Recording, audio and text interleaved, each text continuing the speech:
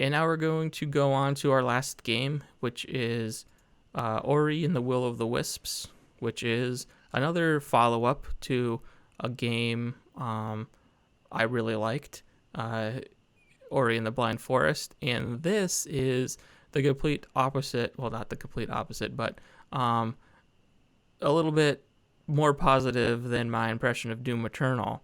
I think this game, Ori and the Will of the Wisps, is not only as good as the previous game, but probably better. It kind of is bigger and longer and addresses a lot of the issues I had with the first game, which were few. I didn't have too many problems with that first game. And just kind of blows it out into a much bigger, more satisfying package, I guess I would say. So this is a platformer primarily, just like the previous game. And the biggest thing, the easiest thing that stands out from it is the visuals, which are some of the best that is probably out there. Everything's hand drawn. Everything looks like it's got like everything's got like this glowy feel to it, and it looks like it's on the level of like say like an animated movie, even though it's a 2D side scroller, and that's the same with the previous game, and it's like somehow looks even better than this new game. Looks somehow even better than the previous game. It's just more varied environments. They do this cool thing where they like kind of layer different elements of the scene. So like you play as Ori, which is this little white, I don't know, that plush was really weird. They would game fans is selling a plush of Ori the character, and seeing him in 3D really bugged me. It really freaked me out. But he's like this kind of like, it's like half cat, half squirrel. It's a weird, it isn't really a specific type of animal, but he's like this light being. He's all white and got these big black eyes. And so he has the plane that he's standing on and does all his jumping on and stuff like that. But then they kind of like layer in like a foreground that's kind of like blurred out. So like it'll be like branches will be coming up in front of your view, and then they'll have like several layers in the back as well, like a little stream they'll do, and then they'll have like way in the back with a sunset and stuff like that. And it's almost like you're seeing into a diorama almost. And it all shifts and moves, and it all just looks so amazing when you're running around and jumping and stuff like that. And the music is back. The same the same artist that did the music in the first game is doing this game, and there are some like new remixes of some familiar tunes, but there are a lot of new stuff too. It's very like high production value music, like orchestra and stuff like that. And yeah, it's got pretty much everything that first game had, plus a whole bunch of new systems, and every like aspect of that first game is just kind of like expanded on in some way. I think probably the biggest thing that they've done here is fleshed out the combat. In the first game, the combat was extremely simple. It was almost like you were just smashing a button, and these little light orbs would come out of Ori, and they would seek to the enemies. That's kind of it. You had like a ground pound move that you could do, and a couple of other things, but that was your primary attack in it. It didn't really leave a lot to the imagination. Here though, they have this entire they've added this entire melee combat system where you're getting several different types of weapons. So you start out with this like light sword that is like a quick attack kind of thing, close up.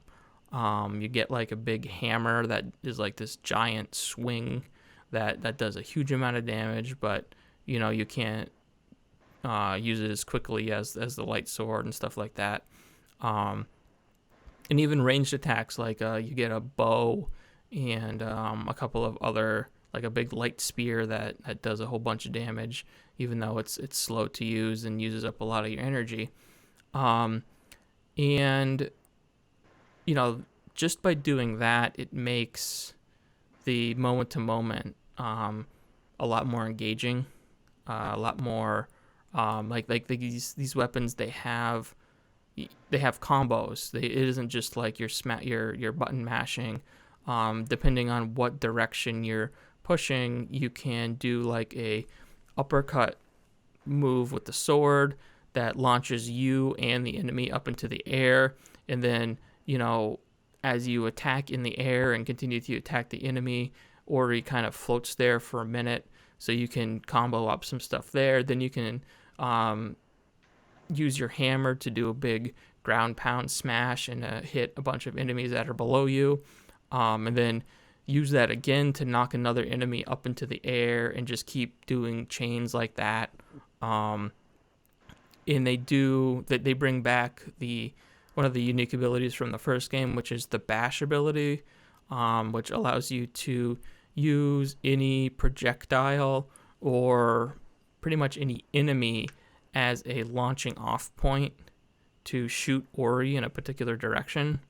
So like when you're in these combat sequences and there's a lot of enemies, like flying enemies and enemies on the ground, enemies jumping up trying to hit you, using all of these things together, like using that bash to launch yourself up, then swinging your sword around to kind of float you in the air for a little while, then coming down with a ground pound, is just like this very satisfying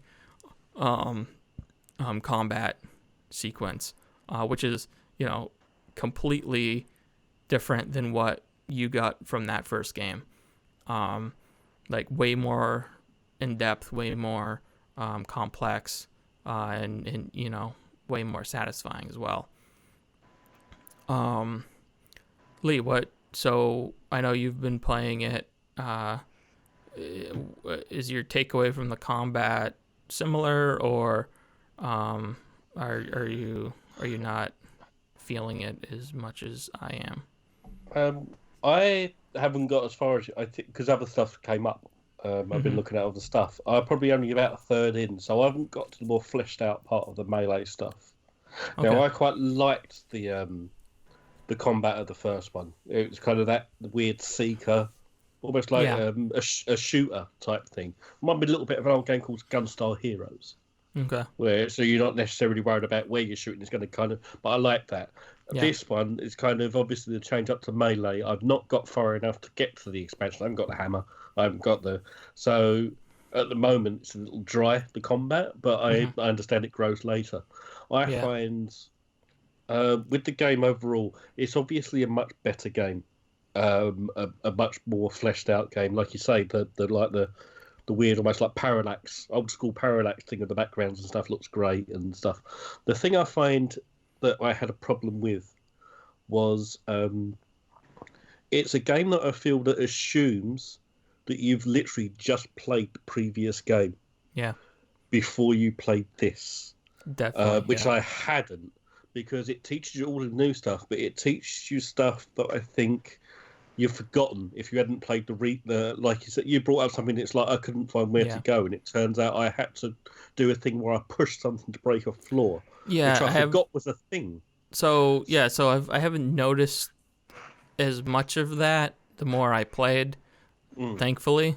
But yeah, there are definitely moments at the beginning of this game where it definitely assumes you had just played Ori the first game, and I had, so luckily I was able to get past these parts. But yeah, there was this particular moment where it needs you to push a rock that falls down onto an area that breaks through a weak tree branch or something like that, so you can progress. And if I hadn't played the previous game, I wouldn't have recognized the particular art that they use for those movable rocks. Like it. So for one thing, the visuals are amazing, but it can be difficult to pick things out that are interactable versus just part of the scenery. And if you have any sort of, I can imagine it's even more difficult if you have any sort of color blindness or anything like that, that it's going to be even more difficult. But if I didn't remember that, this particular rock shape is something that you can push, and I didn't even realize it right away. I had jumped over it like 3 or 4 times, like trying to figure out what the heck I was supposed to do, and then it just clicked. I was like, oh, wait a minute. That's one of those rocks that you can move from the last game. I wonder if you can do that here. And there had been no tutorial at all suggesting that you could move rocks like that. I don't know if I missed it, but it doesn't sound like you missed it either. No. So if it's possible to miss it, I guess it's really easy to miss it. And yeah, if I hadn't remembered that from the previous game, then I don't know what I probably would have to look up a walkthrough or something, which would have upset me, especially that early on in the game. Yeah. And yeah, there are other things too that it could have done. It could do a better job explaining up front. It just like Doom Eternal, it kind of throws you into the middle of it pretty quickly, and it does.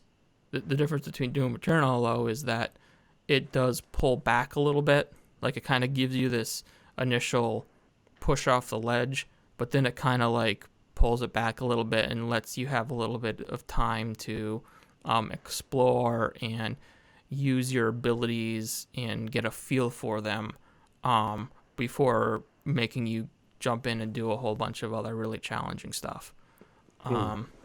So that's at least a good thing that it does do, because it does throw a lot at you at the beginning.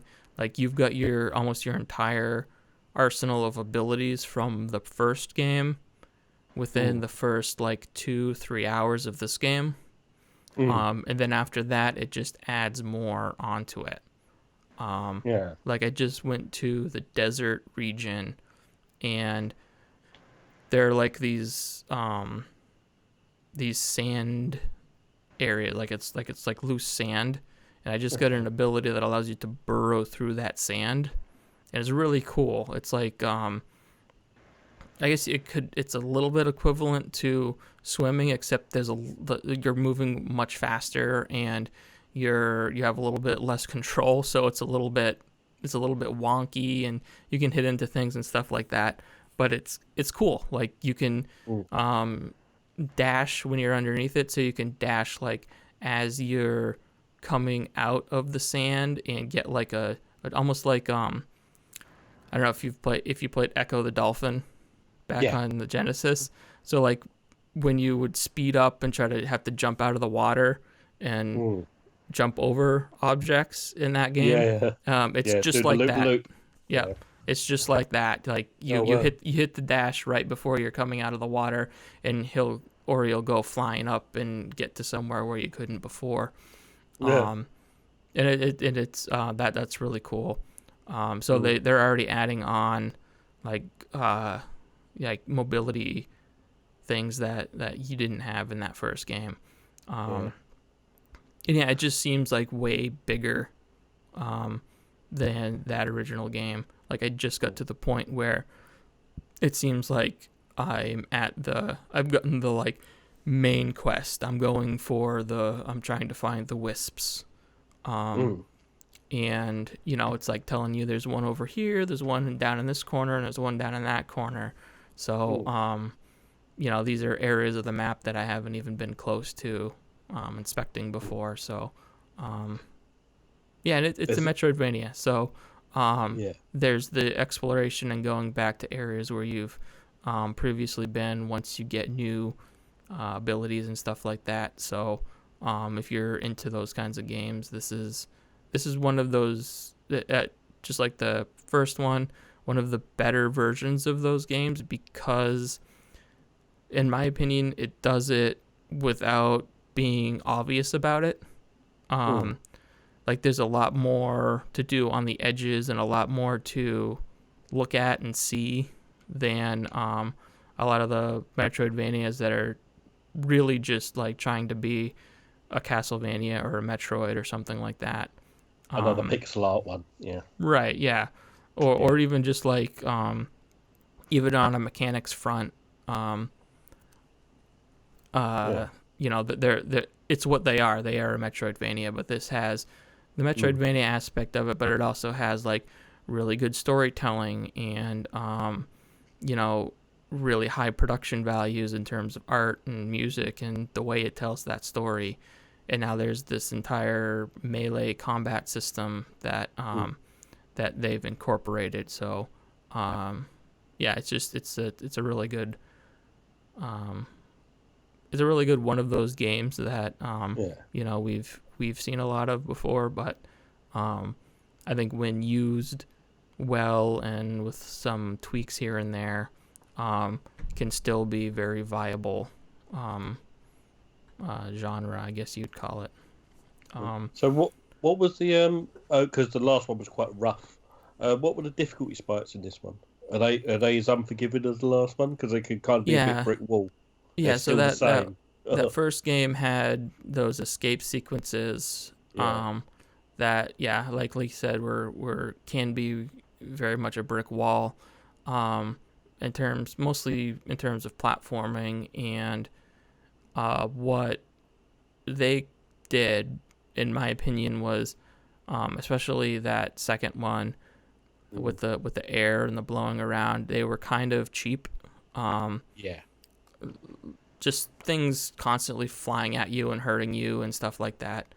So this, so far where I am, there has been an escape sequence, but it's way easier and more, I guess I would say, cinematic than anything from the first game. Yeah, it's more of the spectacle rather than the challenge. No, there is challenge. You do have to do platforming and make sure you get through areas, and it took me a few times to do it, but it was never like, I never felt like it was like insurmountable or like I was just banging my head against the wall or something like that. It was more enjoyable than those beginning sequences. The sequences from the first game. I'm trying to think. There was something else that was similar. I guess it was just like a really short one. Like there are a couple of these like quick escape sequences, or there was like almost like a stealth sequence where you where you had to hide from this enemy that was like would turn its head one way, so then you had to go run behind some other object before it turned back. That it was a little annoying. There were certain parts that were a little annoying, but it wasn't like, it didn't overstay its welcome, let's put it that way. And the other thing that they've added in here are actual real boss battles. Like early on you fight like a big wolf. With the flame torch. Yeah, with a flame stick. That's the only weapon you have at that point. And you know, there's a proper health bar that the boss has. So I've done that one, and I did a big giant beetle. I think that's been it so far. The other quote unquote boss fights were more of like set pieces rather than actual fights against bosses. But there's so much. You have a home base that you'll find around the world. You find this ore that you can bring back to your home base, and there's this character that will use that ore to build out different parts of the base. So like the idea is you're trying to build like a haven for all of these creatures, these forest creatures that have been pushed out because of the corruption and stuff like that. So like you're building houses for like these little meerkat stand-ins, and stuff like that, which is pretty cool because you actually see the characters come back to live in the town, the little town you're building. And there's like weapon vendors and characters that upgrade your abilities. Like you use the spirit energy that you get from killing enemies to upgrade things and purchase new weapons. So that's how you actually get the hammer. So you could have the choice of getting the hammer or something else. So it's possible that you've met this character, but you didn't know that the thing you could have bought was the hammer. Yeah, so there's that. There's also side quests. Like you'll talk to characters and they'll be like, oh, I need a backpack. And then you'll find a backpack in some random spot somewhere else. And then you'll have to remember to go back and give this character a backpack. And stuff like that. And it's just a lot of these little things that make the world feel a little bit more alive. Yeah. Whereas with that first game, there was really no other characters you came across. It was just you and the enemies. And every once in a while, the story would barge into the scene, and you'd remember, oh yeah, that's right, the big evil owl is what I'm afraid of, or something like that. But yeah, it's like it's great. I guess it's had some technical issues, I've heard. Some performance and technical issues at launch, but they're ironing them out. I've been playing on PC and it's been really great. It's been like smooth and looks great right from the start. So I haven't had any of those, but I have heard some. Like I know Polygon actually withheld their day one review because of the technical issues that the game had.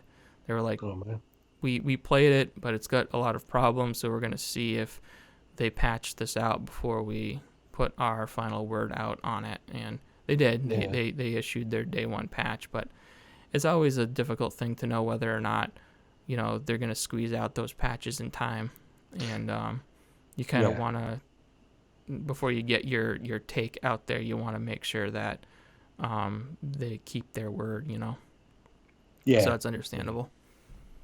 But yeah, other than that, like it's a game that I can't recommend enough, honestly. Yeah. Lives up to the first one. Oh, good. Oh, definitely. Yeah. Yeah. I must finish it. Yeah, I mean, I would say that I would never say don't play that first game because it's fantastic, but in a lot of ways, what they've done with this game kind of makes that first game obsolete. Because it's like it's that plus so much more. Yeah. But you said you liked the combat from the first one. I was glad that they revamped it and did something completely different. Yeah, well, it didn't expand much after the initial thing, I must admit. It just got more powerful. Yeah, you could make it more powerful. Yeah. And I just never felt like, I always felt like they wanted you to be platforming and shooting at the same time, and I could never get that down. Like I could never get that flow down. And I always ended up being like I would plant myself and I would hit the X button repeatedly until the enemy died, and hopefully I didn't get hit so many times that I died. Now I know this expands. I'm okay with that because I'm just assuming for the first one, which didn't expand much from that kind of heat-seeking thing. But now I know you can. If I have to do this thing with a stick the whole way through, I'm probably going to be a bit pissed off. Now I know they'll expand that a lot. Have you gotten to the point where you have the light sword? No. Oh, you haven't even gotten that far yet. No, I haven't got that far. You still got the fire stick? No. Oh, yes, I have got the light sword then. Yes, I've got the fire stick. I don't use the fire stick anymore. No. Yeah. Yeah. Okay. Well, I've got whatever I have that I'm using that's not the fire sword. Yeah. Well, Yeah. even that's got some moves to it. Like you can do the uppercuts and the down pokes and stuff like that. But Which you get for the things that run underneath you. Yeah. Yeah. I've got that one. Yeah. And but yeah, you talk to this guy. I mean, it's basically Rafiki from The Lion King. There's no getting around it. And he's like the weapons vendor, and he has a bunch of different things that he'll sell you the first time. You can only buy one the first time. And I went with the it doesn't say hammer. It says it's a big, powerful swing is all it says, but it's a hammer. It's like when you swing, it looks like it's in the shape of a hammer, and it's just in combination with that quick attack of the first weapon you get. It's just a killer combination. So like you swing and you knock them up into the air, and then you take out the sword and you're poking with it a bunch of times, and it works really well. And so the way that works is you actually have 3 active abilities at any given time assigned to the face buttons, so X, Y, and B, and you can swap those out. So like you can put the hammer on one and the sword on the other, and then like the bow on the third one. So then you have this combo of these 3 abilities, and that works really well, because then you can you get a healing ability which you could slot in, and after combat, if you need to heal up or something, you can swap that in and trade your energy for health, and then swap it back out and stuff like that. So it's pretty cool. Naturally, I didn't buy the hammer. I bought the rubbish one. I bought this. I bought the satellite. They used to call them in for shoot 'em ups options, which is kind of the satellite all puts around you and shoots things. Oh yeah, that thing sucks. But it doesn't actually do it. You have to do it when you're in combat when you don't need it. So it's fucking rubbish. Yeah, no, it doesn't. It's it doesn't. Absolute rubbish. It only lasts for 2 seconds too. Yeah. You pop it, and it's it lasts for 2 seconds, and it does almost no damage. It's not very. I bought that one too, and I tried it out once, and it was nope, this is garbage. That's the one I bought. Yeah, I went with the hammer because it was the only one that didn't require energy. Yeah. I was looking through this requires energy, and this one was just a big giant wallop, and I'm all right, I'll go with that. And it's really again. Cool. No, you'll get to him quick. Yeah, you'll get to him pretty quickly again. Yeah. Yeah. Okay. But yeah, that was rubbish. That was. Yeah. All right. I think that's gonna wrap it up. So that's Ori and the Will of the Wisps. That's on Xbox One and PC. It is on Xbox Game Pass, which is where I'm playing it. On both Xbox and PC. It's also on Steam if you want to get the Steam version.